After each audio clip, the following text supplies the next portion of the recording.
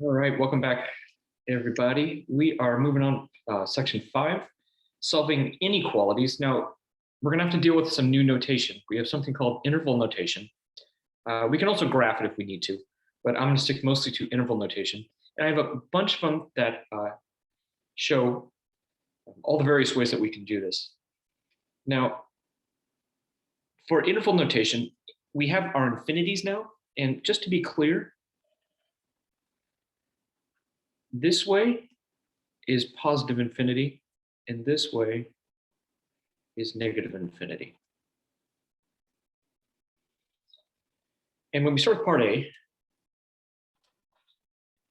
numbers, now notice we are not including 7. So this is not less than or equal to 7. This one is, but this one is not. And to show that we're not including 7, we're going to use a parenthesis. Now, what are numbers that are less than 7? 6, pi, 0, negative 10, negative 10 trillion. So we actually are going from negative infinity up to 7. And to show that we are not including 7, we're going to use a regular parenthesis. With the infinities, positive or negative, it's always a parenthesis.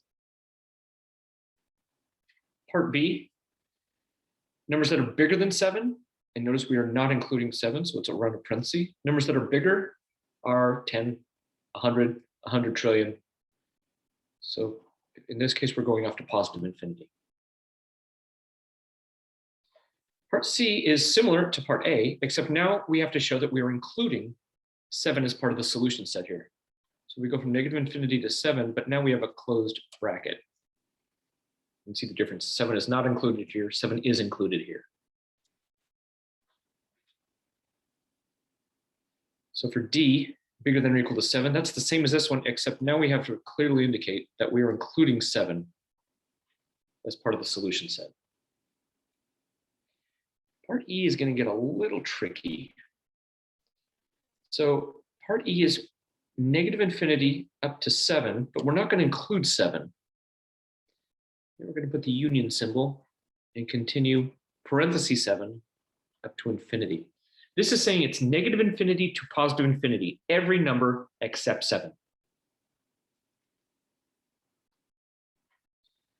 For F, notice we are including the negative 7, but we are not including the positive 7.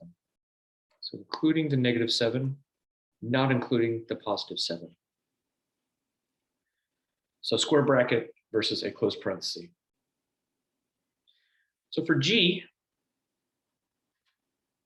less than negative 7 or bigger than positive 7. Now, less than negative 7 is negative infinity up to negative 7. Note there's no equal there, so that's a parenthesis. Union with, that's what or is union. And here we're going to include 7 off to infinity. And for H, all real numbers is literally negative infinity. So you may need to go back in the video and watch a few of these again just to make sure that it's clear. Example 2. Here we're solving an inequality. One of the rules to remember is when you multiply or divide an inequality by a negative number, you must switch the direction of the inequality. And that will come up here in just a moment. Let's start with part A. And again, they want our answer in interval notation.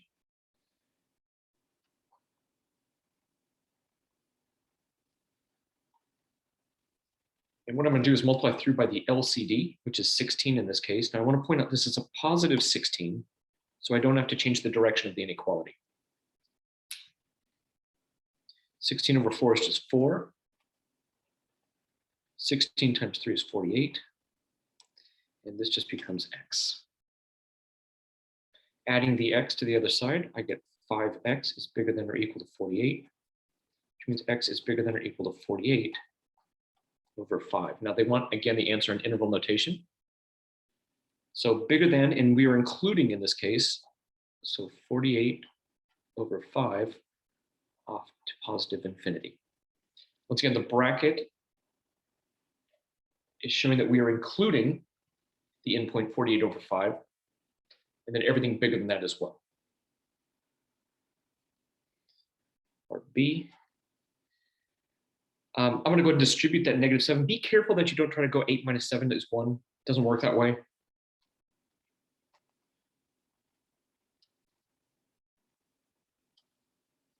Combine up my like terms.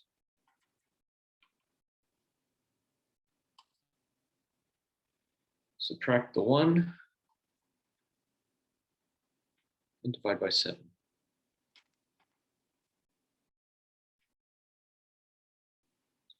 Here, once again, we are including the endpoint, 6/7, and less than means that it's everything below that. So that's going up to negative infinity. And bracket to really make it clear we're including that endpoint. Part C.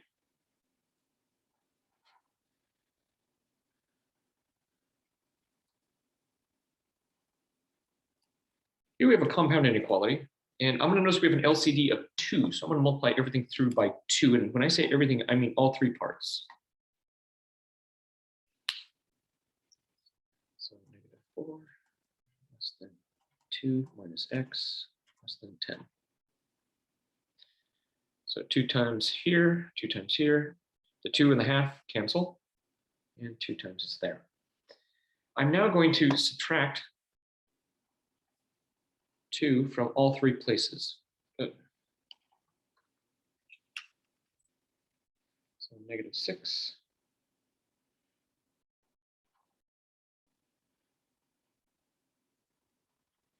And now, to get x by itself, I have to divide through by a -1. So now that rule is going to kick in. All the inequalities are going to switch.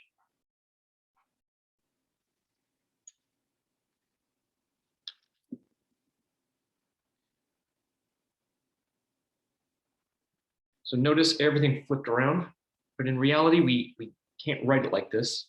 We need to literally pick it up and turn it over, because we always need the smaller number to the bigger number. So this is actually going to be -8 to 6, and the order does matter. I know it looks backwards to the way you see it, but it's got to be smaller number up to the bigger number. Part D.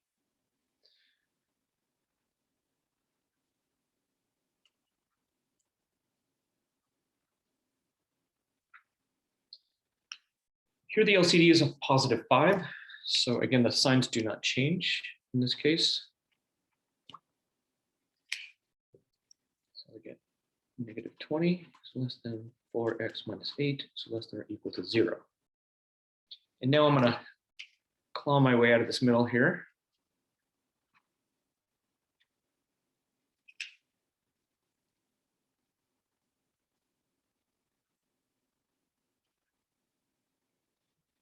Now I'm going to divide through by 4.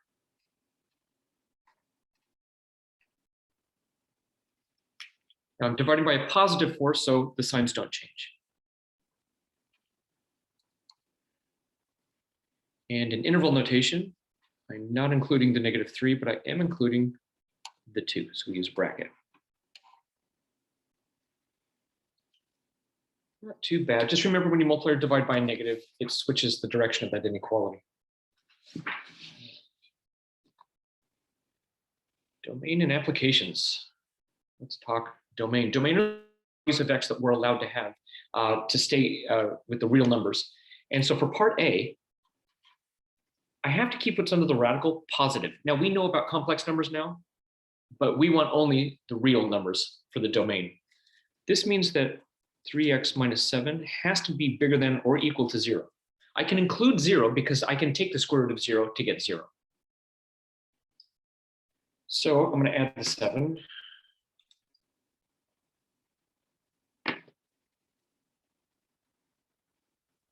And divide the 3.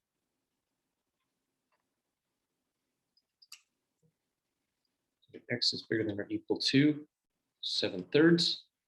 And let's write this in interval notation. 7/3. We're including 7/3 because of the bracket off to positive infinity.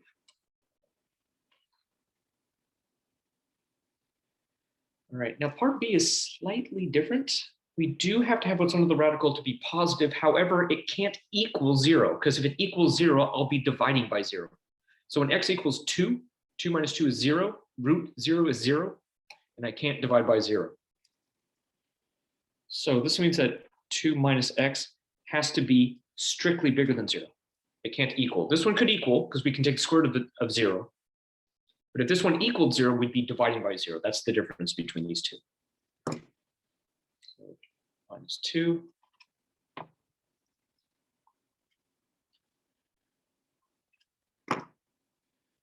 Divide by, careful, -1. When you divide by negative, the direction of the inequality switches.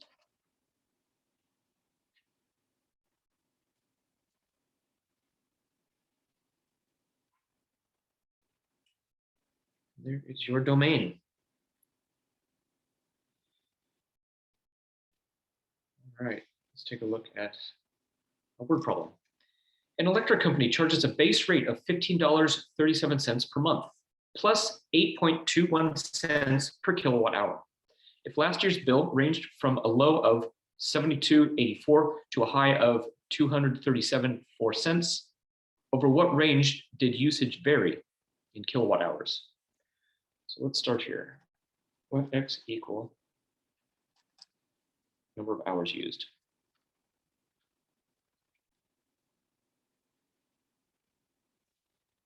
And that's going to be on any given month. That's going to be $15.37 plus 8.21 times the number of hours used. So we would expect this to be between and including the low 72.84 and 237.04. So make sure you have your calculator handy for this one. Let's start out by subtracting 15.37 to everybody.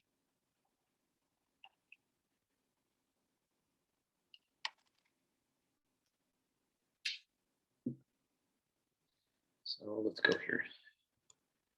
72.884 minus 15.37.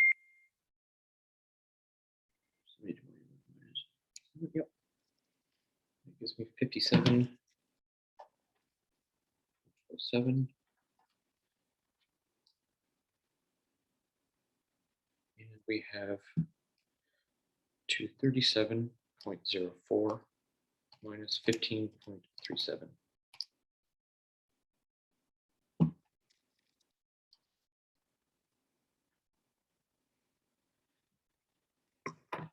Lastly, of course, we're going to divide everything through by 8.21.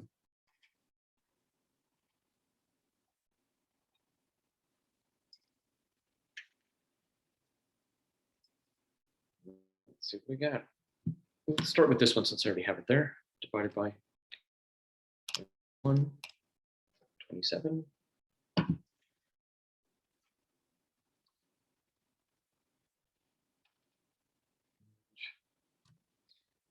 57.47 divided by 8.21 and 7.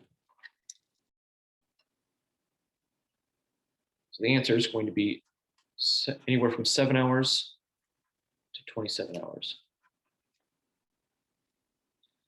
Not too bad. Hope it helped.